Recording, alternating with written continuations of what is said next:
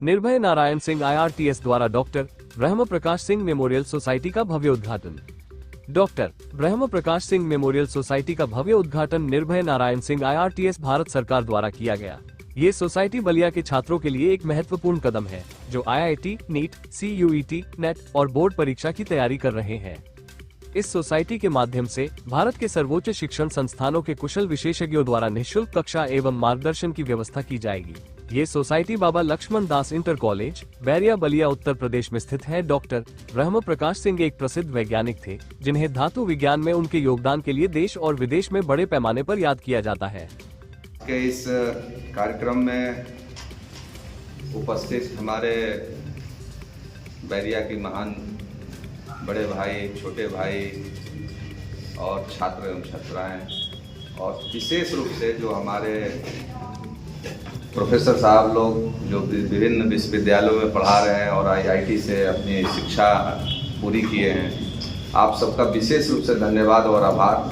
मेरे निमंत्रण को और मेरे टीम जो नवीन उपाध्याय जी, शिव प्रकाश जी हैं, जो हम लोग की बौद्धिक टीम के सर्वे सर्वा हैं, आप लोगों के सहयोग से ये कार्यक्रम की शुरुआत हुई है और प्रयास बहुत छोटा है। मैं बहुत ज़्यादा समय नहीं लूँगा, लेकिन हमारे पूर्व वक्ताओं ने ये बात रखी है कि शुरुआत तो किसी न किसी को करना होगा, और शुरुआत हमेशा आप इतिहास में जाएंगे तो देखेंगे कि जितनी बड़ी क्रांतियाँ हुई उसकी शुरुआत कोई एक व्यक्ति किया है, और धीरे धीरे वो कारवां बढ़ता गया और सत्ता और सरकारें बदल जाती हैं अगर जनता जागरूक हो जाए। मेरा लक्ष्य जीवन में कुछ पाना नहीं है। मैं बैरिया क्षेत्र में समाज के बीच में रहता हूँ, इसलिए नहीं रहता हूँ कि मुझे कुछ पाना है, मैं कुछ देने के लिए आता हूँ। मुझे क्या पाना है? मुझे तो सभी लोग, जितने भी यहाँ सभी शिक्षित लोग बैठे हुए हैं, सब पढ़े लिखे लोग हैं। अगर मुझे पाना होता तो मेरी 10 साल नौकरी है और मैं आराम से अपनी नौकरी करता, फिर कहीं रिटायरमेंट के बाद बड़ा सा घर बनाता और आराम से नौकर चाकर रखकर गाड़ी घोड़ा की व्यवस्था रहती, मैं अपना एयर कंडीशन रूम में रहता। लेकिन मेरा ये मानना है कि जिस मिट्टी ने आपको एक व्यक्तित्व को बनाया और एक राष्ट्रीय स्तर पर सेवा का मौका दिया, उस मिट्टी का कर्ज और फर्ज अदा करना बहुत जरूरी है। यहाँ पे हमारे सब अनुज लोग जो विभिन्न IIT से PhD करके असिस्टेंट प्रोफेसर के महत्वपूर्ण विश्वविद्यालयों में कार्यरत हैं, उन्होंने अपना बहुमूल्य समय दे करके क्षेत्र के बच्चों और बच्चियों को निःशुल्क मार्गदर्शन और शिक्षा के लिए यहाँ पे आज एक कार्यक्रम था। जो विंटर वेकेशन में छुट्टियाँ होती हैं विश्वविद्यालयों में, वहाँ के हमारे विशेषज्ञ प्रोफेसरों द्वारा क्षेत्र के बच्चों और बच्चियों के लाभ हेतु, उनके मार्गदर्शन हेतु यहाँ पे एक कार्यक्रम आयोजित किया गया। सर बात की है सर, कहीं ना कहीं निःशुल्क ये कक्षा और मार्गदर्शन की व्यवस्था किया गया। क्या लग रहा है कि बैरिया के बच्चों के लिए कितना ये कारगर साबित रहेगा ये 1 महीना?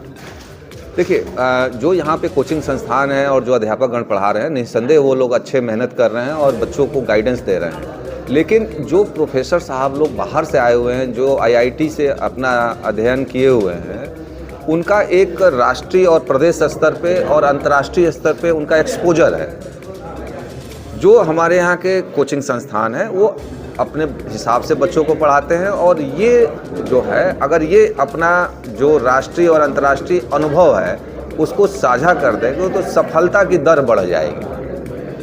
तो हम लोग का प्रयास है कि जो स्थानीय अध्यापक गण हैं, जो बहुत मेहनत कर रहे हैं, बहुत अच्छे से बच्चों को पढ़ा रहे हैं, उनको हम लोग विश्वविद्यालयों के जो प्रोफेसर हैं उनके साथ कनेक्ट कर दें, तो बच्चों को कम समय में अच्छे प्रश्न कैसे हल किया जाएगा उसके लिए वो ट्रिक्स बता देंगे, और कम समय में बच्चे उस प्रश्न को हल करेंगे तो सफलता के चांसेस बढ़ जाते हैं। तो सफलता को बढ़ाने के लिए दोनों प्रकार की टीमों की, जो स्थानीय टीम है और जो राष्ट्रीय अंतर्राष्ट्रीय स्तर पर जो अनुभव है, वो दोनों को मिक्स करके हम लोग बढ़ाने का प्रयास कर रहे हैं। जिस तरह सर आपने बेरोजगारी को लेकर काफ़ी चर्चा की है, बेरोजगारी बढ़ती जा रही है, बेरोजगारी शिक्षा का अभाव है, कहीं ना कहीं कैसे आप जागरूक करेंगे लोगों को, कहीं ना कहीं क्षेत्र बड़ा है और कहीं ना कहीं लोग शिक्षा से भटकते जा रहे हैं, जिस गाँव में रहते हैं आर्थिक स्थिति के कारण या घर के कई प्रकार के कार्य, वो अपने आप को बैकफुट पे चले जाते हैं। देखिए, अपने देश में शिक्षा दो तरह की है, एक तकनीकी शिक्षा, एक गैर तकनीकी शिक्षा। जो तकनीकी शिक्षा है, हमारे जितने शिक्षण संस्थान हैं उसमें हमको बच्चों को हुनरमंद करना है, स्किल्ड मैन पावर चाहिए हमको देश में रोजगार के लिए। हमारे पास जितने शिक्षण संस्थान हैं तकनीकी क्षेत्र में, वो बच्चों को सर्टिफिकेट तो दे रहे हैं लेकिन बच्चे स्किल्ड नहीं हो रहे हैं। तो स्किल्ड मैन पावर की ज़रूरत है।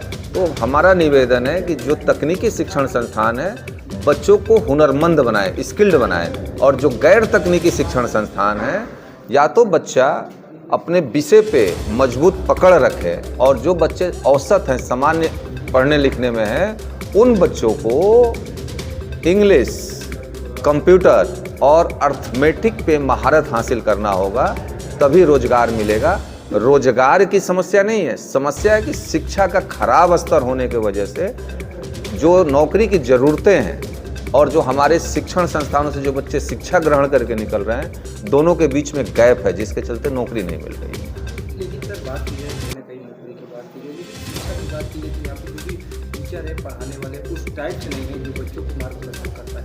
जो अच्छे क्वालिटी टीचर है जो प्राइवेट सेक्टर में चले जा रहे हैं, जो अच्छे टीचर है वो प्रयागराज हुआ अन्य यूनिवर्सिटी में जाकर पढ़ा रहे हैं। कहीं ना कहीं टीचर के अभाव में बच्चे अपने आप को बैकफुट पे चले जा रहे हैं या आर्थिक स्थिति उनको बैकफुट पे चले रही है। इसको आप किस तरह पूर्ति करेंगे?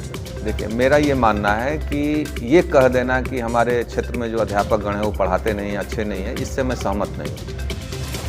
किसी भी बच्चे की सफलता में जितना बड़ा रोल उस छात्र छात्राओं का है, उतना ही बड़ा रोल अध्यापक का है और उससे बड़ा रोल अभिभावकों का है।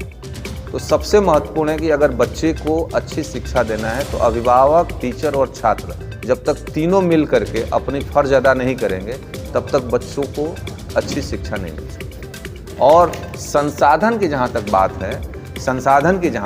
है, गांव में पढ़ने वाला हर बच्चा बेरोजगार नहीं है और शहर में पढ़ने वाला हर बच्चा डॉक्टर, इंजीनियर, अधिकारी नहीं है। मेरे कहने का मतलब है कि गांव में भी रह करके आप डॉक्टर, इंजीनियर, अधिकारी बन सकते हैं और शहर में रह करके भी आप बेरोजगार रह सकते हैं। तो संसाधन कोई कांस्टेंट नहीं है। संसाधन आज के समय में जो गांव में उपलब्ध है, उतने संसाधन पे पढ़ करके आप डॉक्टर, इंजीनियर, अधिकारी बन सकते हैं। सर, एक आपका नारा बहुत चल रहा है, होता जा रहा है, वीरों की धरती, इंजीनियर, डॉक्टर की। देखिए, एक मैंने गाना सुना है कि वीरों की धरती, जवानों का देश, बागी बलिया उत्तर प्रदेश। मुझे फक्र है कि हमारे क्षेत्र के बहुत सारे लोग सेना में हैं, एयरफोर्स में हैं, मिलिट्री में हैं, पैरामिलिट्री फोर्स में हैं, उस पर मुझे गर्व है। लेकिन मेरा मानना है कि हम इससे और आगे बढ़ें थोड़ा।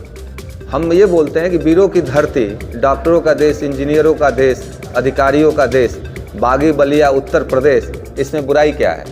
हम सैनिक भी बनेंगे, हम डॉक्टर भी बनेंगे, हम इंजीनियर भी बनेंगे और हम अधिकारी भी बनेंगे। Thank you sir. Thank you.